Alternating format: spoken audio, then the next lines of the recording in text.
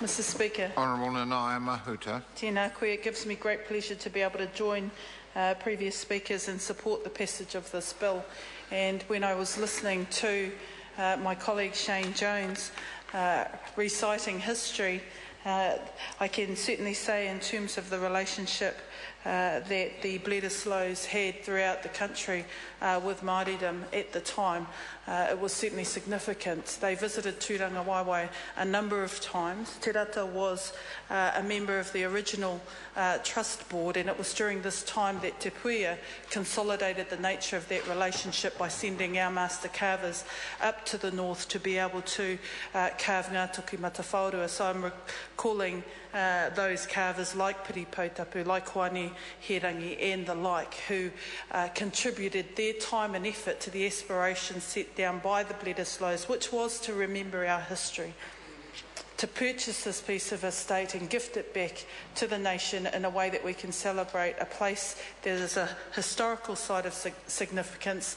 not just to the north, not just to Māori, but to New Zealanders. And we can only 80 years later, now that we're looking again at this legislation, remember with pride the amount of foresight that was held by those leaders at the time to make sure that where the founding document of our country was signed, there was a place to remember that occasion. Mr Speaker, I want to acknowledge Peter Parani, who's a current board member of the Trust, and listening to the debate and representing those original whānau who were on the board as well. I am really excited by the fact that the time has now come to modernise the trust deed, which informs the way in which the Trust Board operates, but also to think about how Waitangi as a site of significance can grow and be a place where more tourists come to learn about our history, more school children come to Waitangi and experience a little bit of what's unique about New Zealand. And if I want to maybe dwell a little bit on some of that opportunity, I don't think that there's a school in the country that I haven't visited where Waitangi is on an annual school trip fixture. Maybe not for all the classes of their school, but they always try and make a pilgrimage to Waitangi or here in Wellington to Parliament. And it's with that kind of sense of optimism that I want to say that the Trust Board does the nation a great service, not by just looking after the place in itself, but continually challenging itself to see how it can be a part of telling New Zealand's stories. I remember some years ago there was a debate about the fee for going in to visit the place, and at the time I think people were saying that New Zealanders should be charged nothing and only tourists should pay. That by the by, and the debates of the day, I think the real point of that is that the Trust Board have a good opportunity to link to New Zealand's national heritage and story in a way that continues to promote us with some integrity. And that's a two-sided story. So I want to come to the membership of the board. We support this bill going to the Select Committee because we think it's far overdue that the trust deed be modernised, that the membership and the way in which it works for the benefit of the board can be a more proactive, I guess, engagement of ideas, skills, enthusiasm. Having had a discussion with people around this particular bill, maybe there are two issues that might be put on the table now that we might expect at the Select Committee. I am expecting that it will come to the Māori Affairs Select Committee. Fantastic. I must have been distracted slightly. So when it gets to the Select Committee, maybe the issue of the lands in the estate supporting the work of the board could be a possible point of discussion. Shane Jones raised the issue about potentially further investment from the government for the ongoing operations of the Trust Board, but more importantly, guaranteeing to the board that the whole estate that was gifted to the Waitangi National Trust Board remain intact. At the moment, we have got a treaty settlements in the area.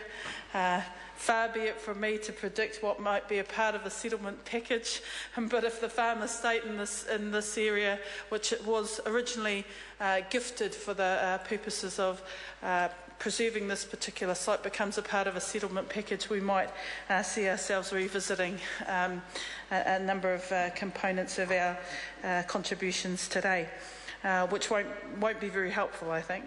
The other point is one that I observe in terms, when I looked at the original membership of the bill, we have one member who represents 4 of the Māori whānau, who have a direct connection there, and one might presume that each of those whānau in their own right deserve a member to be able to sit on the board and make a contribution. I understand they've come to their own arrangement where there is a rotation of who represents each of those 4 whānau, but that is still one representative for 4 whānau, and that could again be a matter that the Select Committee might have to consider at that point.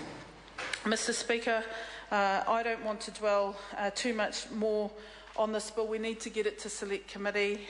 Hopefully we'll get at least to the submissions before the House rises. Shane recited some history which also links to my Ngāpuhi connections and my Te Kapotai Ngāti Manu connections to Pōmari. The place that he was referring to back home in the Waikato is Te Rore, where that incident happened. It's a place, I guess, for my own family, it has particular significance because of that event. But more importantly, I think it's an opportunity for us to live what the successive, I guess, marriage relationships have been to consolidate the relationships between Waikato and Ngāpuhi. And nō reira, with that said, I support the bill. I support the renewing of the trust deed, the revisiting of the membership of the trust board. I'd like to get an assurance at some point about the nature of the estate that looks after the trust, and if Shane Jones's recollection of history is right, there may well need to be in the future some consideration of further investment to support the activities of the board. Tēnā koutou katoa. Kia ora. Mr. Speaker. David Clendon. Thank you, Mr. Speaker. And I'm pleased to stand for the Greens and to speak in support of this bill. On the face of it, typically the restructuring, some amendments of a government body might not excite much emotion or passion, except, of course, that this bill does relate to what is undoubtedly the single most important historic site in New Zealand. And for that reason, of course, it's important that the work be done and that we get it right. And I believe, sir, the Green position is that largely this does seem to be well-intentioned and a well-drafted piece of legislation.